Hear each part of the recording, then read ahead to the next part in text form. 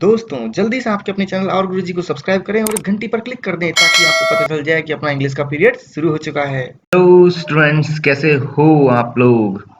I hope students आप सब बढ़िया होंगे और अपने स्टडीज को कंटिन्यू किए होंगे। कोरोना वापस आ गया है तो भाई बाहर निकलो तो मास्क वास्क लगा के प्रॉपर सैनिटाइज का यूज करें, डिस्टेंस मेंटेन करें, सब चीज़ें ध्यान रखें क्योंकि ओमिक्रॉन बहुत ज़्यादा इन्फेक्शियस है, बहुत इजीली स्प्रेड हो रहा है लोगों में, मतलब बहुत इजीली, डेल्टा से कई गुना इजीली स्प्रेड हो रहा है, तो इस चीज़ का ध्यान रखें, है ना। तो हम लोगों ने पहले एक पोएम पढ़ी थी, the passionate shepherd to his love. हमने उसका एक्सप्लेनेशन समझा था लाइन टू लाइन। आपने वो वीडियो नहीं देखी हो तो आप देख सकते हैं, इससे जस्ट पहले वाली वीडियो है। इवन मैं उसका लिंक भी डाल दूंगा डिस्क्रिप्शन बॉक्स में, है ना।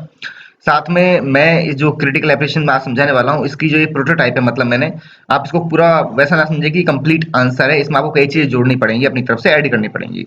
जैसे कि आप चाहे तो इसमें समरी ऐड कर सकते हैं, आप चाहे तो इसमें क्रिटिकल ओपिनियंस ऐड कर सकते हैं दूसरे राइटर्स के, स्कॉलर्स के, है ना। तो वो चीजें आप ऐड अपनी तरफ से कर सकते हैं, मैंने वो नहीं लिखी है, ठीक है। ताकि आप भी तो कुछ मेहनत करें सब चीजें मैं ही आपको पका के दे दूंगा तो आप बिल्कुल आलसी हो जाएंगे, तो मैं ऐसा नहीं चाहता हूँ, है ना। दूसरी बात, मैं इसका पीडीएफ जो मैंने ये समझा रहा हूँ उसका पीडीएफ का लिंक भी मैं डिस्क्रिप्शन बॉक्स में डाल दूंगा, आप वहां से डाउनलोड कर लेना। तो चलिए हम स्टार्ट करते हैं। सबसे पहले मैंने इंट्रोडक्शन लिखा है कि इंट्रोडक्शन तो हमको लिखना ही पड़ता है ना। इंट्रोडक्शन लिखेंगे, बेसिकली आप चाहो तो ये लिख सकते हो कि पहले तो क्रिस्टोफर मार्लो कौन थे, थोड़ा सा उनके बारे में इंट्रोड्यूस कर सकते हो, कब पैदा हुए, है ना, किस टाइप के राइटर, थोड़ा सा इंट्रोड्यूस कर सकते हो, कहाँ के थे वगैरह। मैं लिखा कि Christopher Marlowe basically as a playwright के रूप में फेमस हैं और विलियम शेक्सपियर के प्रिकर्सर माने जाते हैं। इन्होंने ये जो पोएम आज हम पढ़ने वाले the passionate shepherd to his love, ये पोएम इन्होंने लिखी है, बहुत ही ब्यूटीफुल पोएम है। ओरिजिनली देखा जाए तो ये 1600 में पब्लिश हुई थी, लगभग 7 साल बाद में, राइटर की डेथ के लगभग 7 साल बाद में पोएम पब्लिश हुई थी। और आप कह सकते हैं कि पोएम में एक जो लवर है, यानी कि जो शेपर्ड है ना, वो अपनी लेडी लव को कोशिश कर रहा है, मतलब से मनाने की कोशिश कर रहा है कि वो उसके साथ में रिलेशनशिप में आ जाए, उसके प्रेम को, उसके लव को एक्सेप्ट कर ले। तो ये चीजें वो ट्राई कर रहा है एक्चुअल में। कौन? क्रिस्टोफर मार्लोव को आप खुद भी मान सकते हो, क्या पता वो खुद के बारे में बोल रहे हो, या फिर कोई शेपर्ड है, कोई लवर है वो, ठीक है। तो ये हमने बेसिक एक इंट्रोडक्शन दे दिया कि इस तरह का पोएम का सेटअप है, इस तरह का आइडिया है इसके अंदर।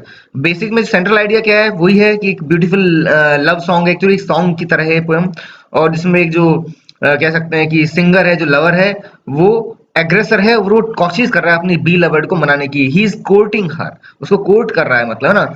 और एक्चुअल में बीलवर्ड हेजिटेंट है, हिचकिचाई हुई है, वो विलिंग, उसकी इच्छा नहीं है एक्चुअल में एक रिलेशनशिप में आने की, तो वो मना कर रही है, वो मान नहीं रही है। इनफैक्ट ऐसा दिखाया नहीं है पोएम में कि मना कर रही है, परंतु जिस तरह से जो कह सकते हैं लवर है, एक के बाद एक प्रलोभन, एक के बाद एक टेम्पटेशंस इसको देता है। एक स्टेंजा में टेम्पटेशंस दे दिए, फिर नेक्स्ट स्टेंजा दोबारा आया, उसमें और टेम्पटेशंस दे रहा है। इसका मतलब यही है कि वो पिछले टेम्पटेशन से मानी नहीं है, पिछले प्रलोभन से वो मानी नहीं है, इसलिए और प्रलोभन वो दे रहा है, आप ऐसा मान सकते हो, है ना। तो इस तरह से वो बहुत से उसको टेम्पटेशंस देता है, परंतु वो रेडी नहीं होती उसके साथ में रिलेशनशिप में आने के लिए। तो ये बेसिक सेंट्रल आइडिया है पोएम का।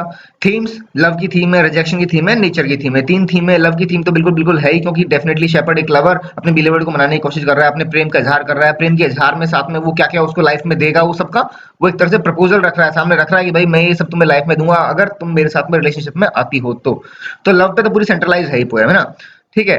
फिर रिजेक्शन, रिजेक्शन इसलिए because although beloved hasn't replied anywhere into the poem, poem में कहीं भी उसने रिप्लाई नहीं किया, बिलवर्ड ने कुछ मना नहीं किया, परंतु जिस तरह से जो लवर है वो एक के बाद एक चीजें उसके सामने रख रहा है, it shows that beloved ready नहीं हो रही है, वो रिजेक्ट कर रही है उसके प्रपोजल को, इसलिए वो प्रपोजल की चीजें बढ़ाती जा रहा है, ठीक है।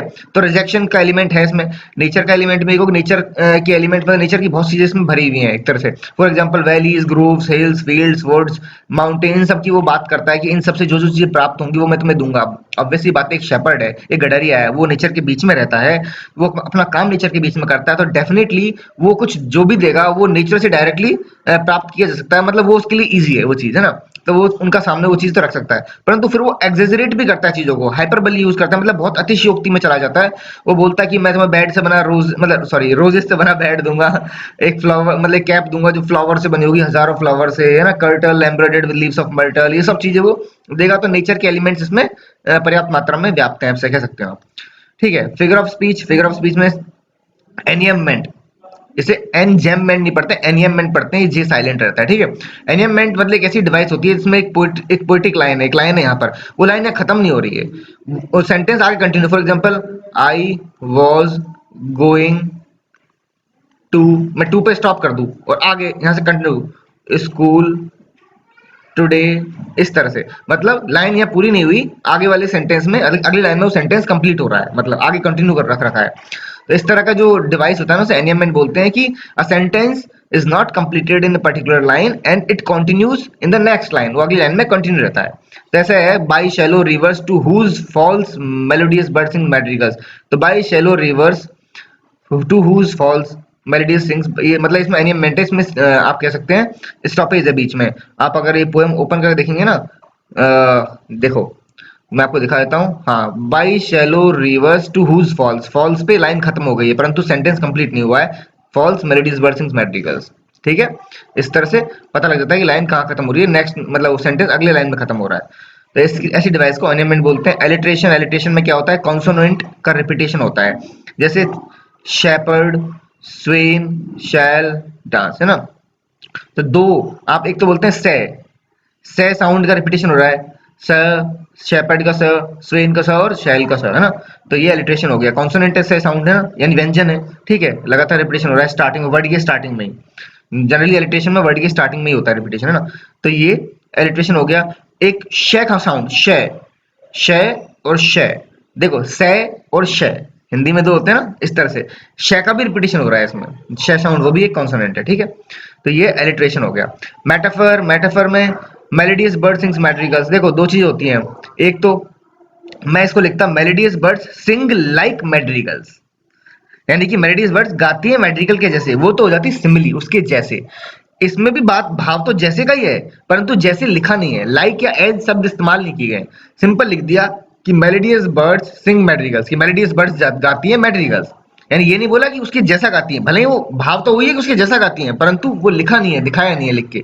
तो मेलोडियस बर्ड्स सिंग मैड्रिगल्स, मेलोडियस बर्ड्स गाती है मैड्रिगल्स, तो ये है मेटाफर कि जो बर्ड्स है ना उनके म्यूजिक को एक तरीके से मैड्रिगल, जो मध्य मिडिवल टाइम में जो म्यूजिक हुआ करता था इटली का, मैड्रिगल्स, उसके जैसा बताया गया एक तरीके से, परंतु वो जैसा दिखाया नहीं गया, एक्चुअल में लिखा नहीं है उस तरह से। लिखा तो है कि वो मैड्रिगल्स ही गाती हैं।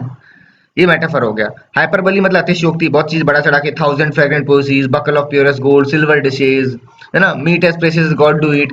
ये मतलब देखो हजारों मतलब फूलों की बनी हुई चीज। अब हजारों फूल को ज्यादा बड़ा चढ़ा के नहीं बोल दिया, हजारों फूल कहाँ से लाओगे भाई, हजारों फूल, और मतलब हजार फूल क्या, एक दो ऊपर भी नहीं, नीचे नीचे नहीं, मतलब कम ज्यादा भी नहीं, हजारों फूल, पता नहीं क्या, मतलब ये चीजें ऐसी हैं, इसको अतिशयोक्ति बोलते हैं। बकल ऑफ प्योरेस्ट गोल्ड, अब यार ये गडरिया गोल्ड के बने बकल्स बनाएगा, मतलब चप्पलों के, हद है, मतलब क्या जबरदस्त एक तरह से अतिशयोक्ति है। सिल्वर डिशेस, चांदी के बर्तन में अपनी गर्लफ्रेंड को खिलाएगा खाना, चांदी के बर्तन में, बात देखो। Meat as precious as the god do it, और मीट भी ऐसा लाएगा जैसा कि जो भगवानों को नसीब होता है।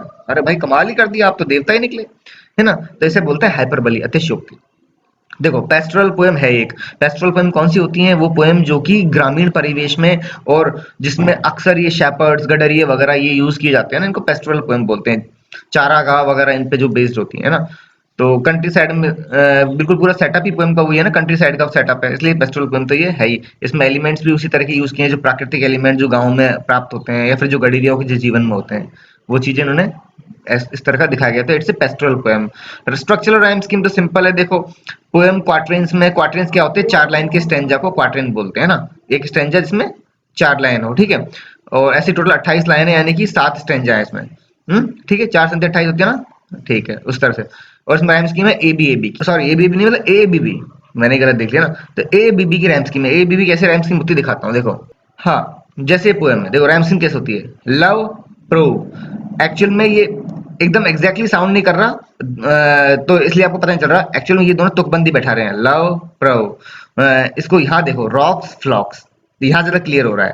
तो जैसे ना रॉक्स फ्लॉक्स, रॉक और फ्लॉक दोनों तुकबंदी बैठ रही है, तो हमको ए दे देंगे इनको, है ना, दोनों सेम सेम तुकबंदी है। फॉल्स मैड्रिगल्स, यानी ये बी बी। इसी तरह से ए, ये ए, लव प्रूव फील्ड यील्ड, ये बी बी। रोजेज पोजीज, ए, कर्टल मर्टल, ये बी बी। यानी सेम साउंड वालों को सेम अल्फाबेट दे देते हैं और डिफरेंट मतलब इस तरह से, इनकी साउंड सेम है इनको ए दे दिया, इनकी साउंड सेम है इनको बी दे दिया, इस तरीके से। मान लो इसकी तुकबंदी, इस लाइन की तुकबंदी यहाँ बैठ रही होती और इस वाली की यहाँ बैठ रही होती, तो कैसे देते, इसको हम ए देते, इस वाली को हम बी देते, और फिर इस वाली को हम वापस से ए देते, क्योंकि इसकी इससे बैठ रही थी, इसको ए देते, फिर इसको इससे मैच होती तो इसको बी देते, फिर ए बी हो जाता हो, समझे। इस तरह तुकबंदी दी जाती है। कई बार तुकबंदी ऐसी हो सकती है कि ये वाली लाइन की इससे मैच हो रही हो, इसकी इससे हो, तो इसको हम ए देंगे, इसको भी ए देंगे, और बीच वाली दोनों को बी देंगे, ए बी बी ए, वो वाली हो जाती है। तो इस तरह से तुकबंदी देते हैं हम लोग, समझ गए। तो ये हमारी एक तरह से तुकबंदी राइम स्कीम हो गई है। तो आई होप आपको समझ में आ गया होगा। ये मतलब क्रिटिकल एप्रिसिएशन का एक नमूना था। आपको इसमें और एक्सपेंड करना पड़ेगा। आप इसको और थोड़ा बढ़ा के लिखना, ठीक है? एग्जाम में तो ज़्यादा सही रहेगा थोड़ा सा। वैसे तो मैंने एक बेसिक आइडिया दिया है आपको, उस आइडिया से आपको आइडिया लग जाएगा कि आपको क्या लिखना है, क्या नहीं लिखना है। बाकी इसमें आप और चीज़ें ऐड कर सकते हैं, समरी ऐड कर सकते हैं, है ना? एक तरह से बेसिक समरी ऐड कर सकते हैं थोड़ी-सी पोएम में। आप थोड़ा इंट्रोड्यूस और कर सकते हैं पोएट को। आप साथ में कुछ क्रिटिकल कमेंट्स लिख सकते हैं किसी राइटर के जो आपको पता हो। इस तरह की चीज़ें लिख के आप कह सकते हैं कि एक तरह से अपनी क्रिटिकल एप्रिसिएशन को और भी बेहतरीन बना सकते हैं और भी बेटर बना सकते हैं। ठीक है गाइस, स्टूडेंट्स, तो नेक्स्ट वीडियो में जल्दी मिलूंगा। Till then, good bye.